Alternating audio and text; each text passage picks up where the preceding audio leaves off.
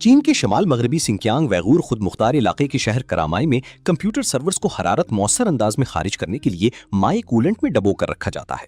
یہ جدید ٹیکنالوجی حال ہی میں کرامائے کا دورہ کرنے والے 10 سے زائد غیر ملکی مہمانوں کے گروپ کے لیے خصوصی دلچسپی کا مرکز بنی۔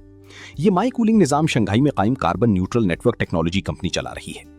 اس کمپنی نے سال 2021 میں کرامائے میں اپنا 5واں بڑے پیمانے کا ڈیٹا سینٹر قائم کیا تھا۔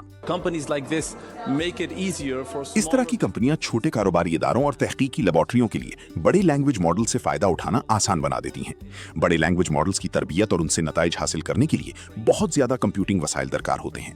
ماضی میں تیل کے ذخائر کے حوالے سے مشہور کرامائے نے توانائی کی دستیابی اور اراضی جیسے اپنی وسائل سے فائدہ اٹھاتے ہوئے ایک مضبوط کمپیوٹنگ پاور صنعت قائم کر لی ہے۔ اب یہاں 6 بڑے ڈیٹا سینٹرز قائم ہیں جن کی مجموعی ذہین کمپیوٹنگ صلاحیت 20,000 پیٹا فلوپس تک پہنچ چکی ہے۔ کرامائے تیل اور روایتی توانائی کی صنعت سے ماحول دوست توانائی کی جانب منتقلی کی ایک نمایاں مثال بن سکتا ہے۔